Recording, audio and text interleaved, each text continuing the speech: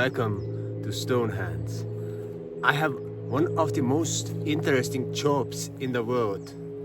I am a sound shaman, a sound healer.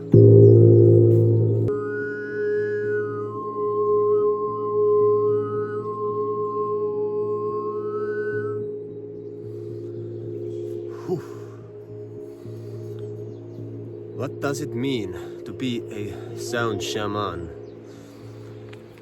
The shaman comes from the Uralic languages and meaning a person who channels or holds a divine wisdom.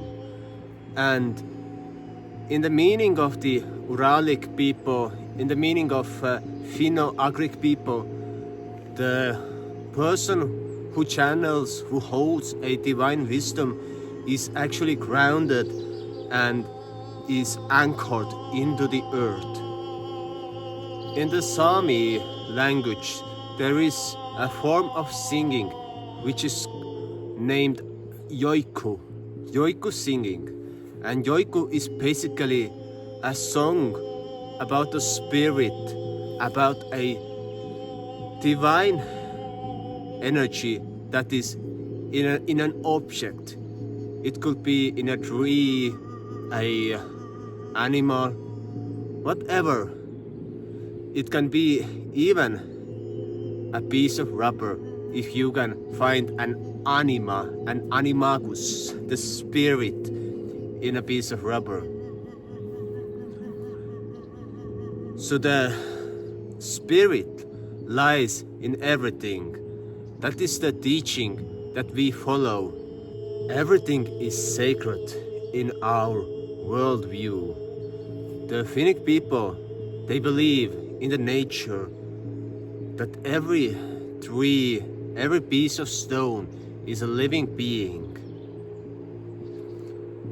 When I was 8 years old and we had English lessons in the school, our teacher was telling that the tree is it, that there is a man who is he, a woman a she, but a tree, a baby, etc. is it. I was so offended because she told that it means a thing that is not living. And I told the teacher it's not possible because it cannot be true. And I was thrown out from the class and we had a huge conflict. But that's one of my earliest memories of conceptualization of a living organism. Because since my childhood I have come here in the middle of a Finnish forest and being in contact with nature, with a lake, as I firmly believe that there is a great spirit in the lake that is over there. The mother of the lake, the lady of the lake, like in the legend of Excalibur. Oh, the lady of the lake came and gave the sword. Simple as that. It's the animalistic religion that we hold within that is sacred to us. Most people in Estonia, they are not religious in a way that church implies a religion. But they all believe that they have spirit, they have a soul, and there is a great spirit within all the nature. So we are basically nature religious. And by doing my work, I basically channel the sound waves. I help people to reconnect to their essence, to their infinite potential, to the great being that they are. In the Slavic languages, the shaman is derived from the root volko, volchi, which is someone who transmutes the spiritual energy, who transmutes the beast into a living force. In our language, the shaman could be something like Maatark, who is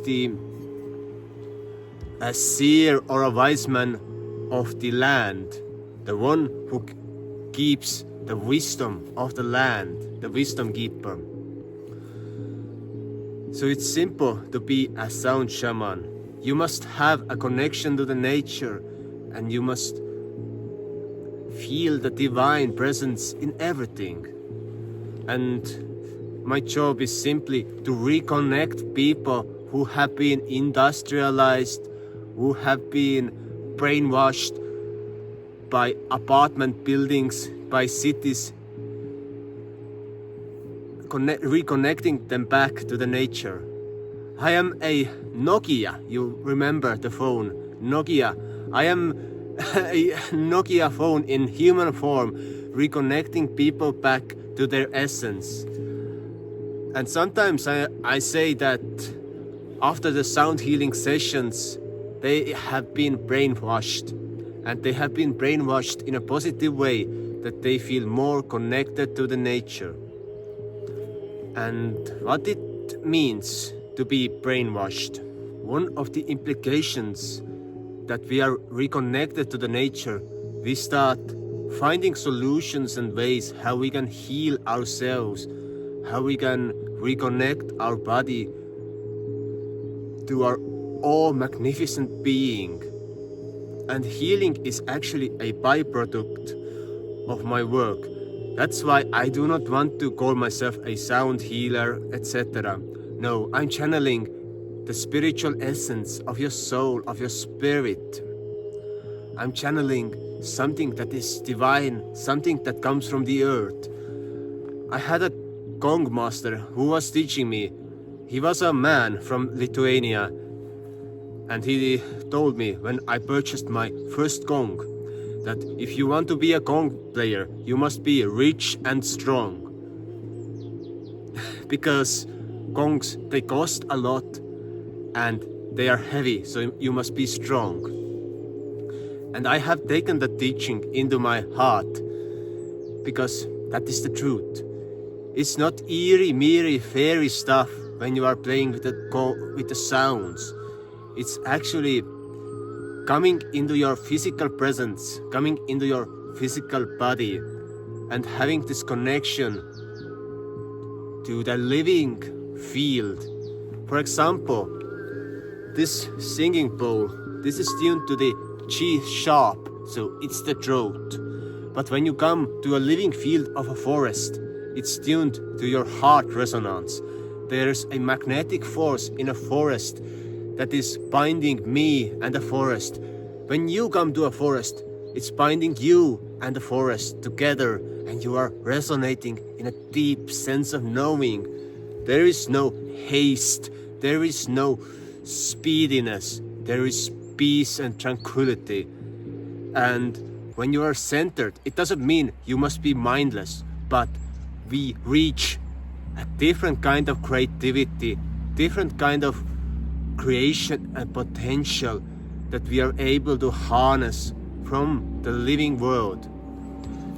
And my job is to bring this living world with the sounds back to the cityscapes, back to the creation of humankind, into the great skyscrapers and halls and buildings.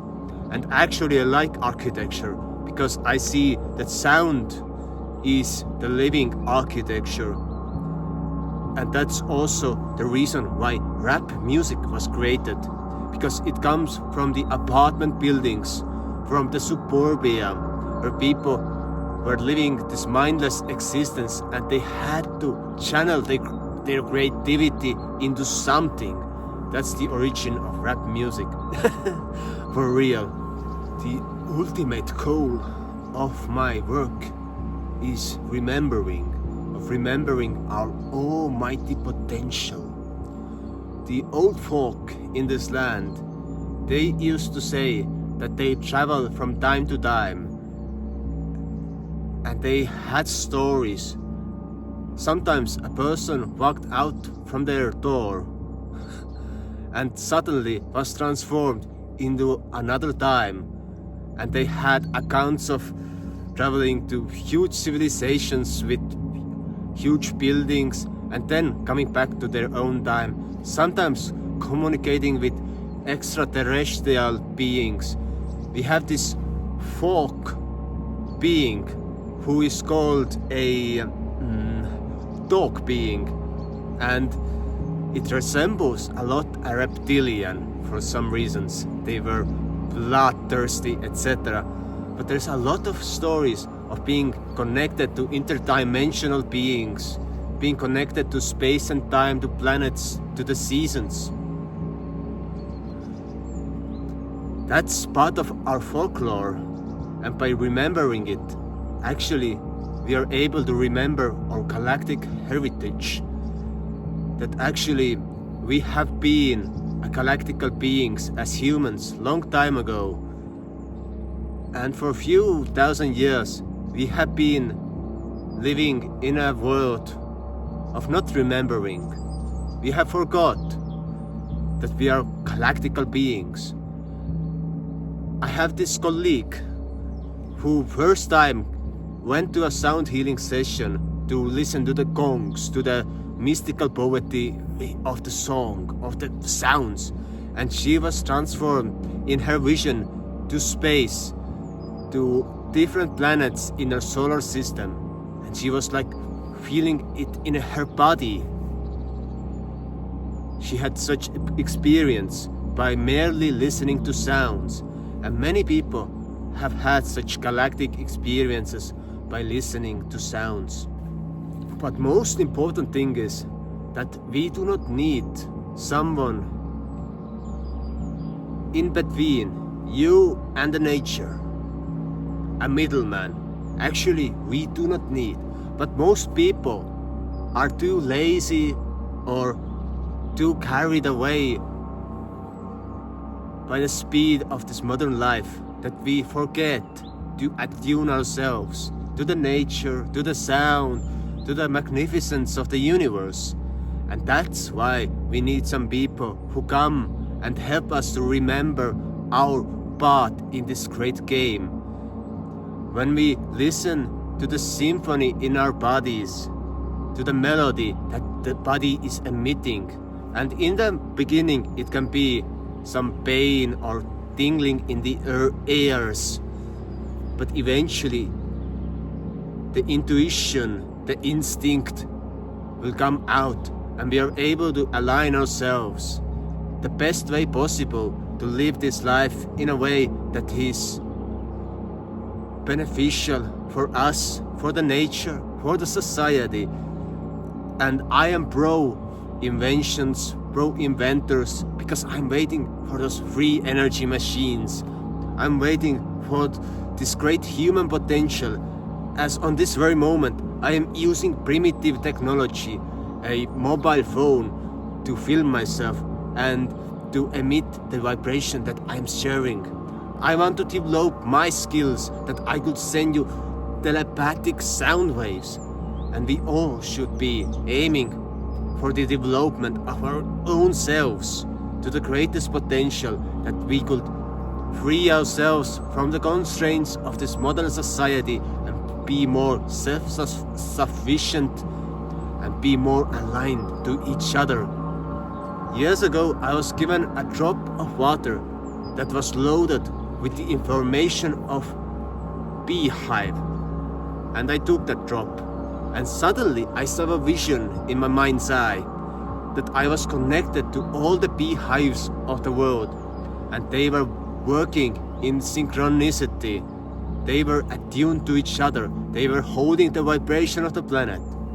The same is with the blue whales or lesser whales as well. The dolphins who are singing their songs in the oceans, they are attuning the earth. They are holding the vibration of the planet. And the same is our mission on this earth. We should be the shepherds or custodians of the planet to help the nature, to help life to thrive and be beautiful. So please subscribe. See you soon again, and goodbye.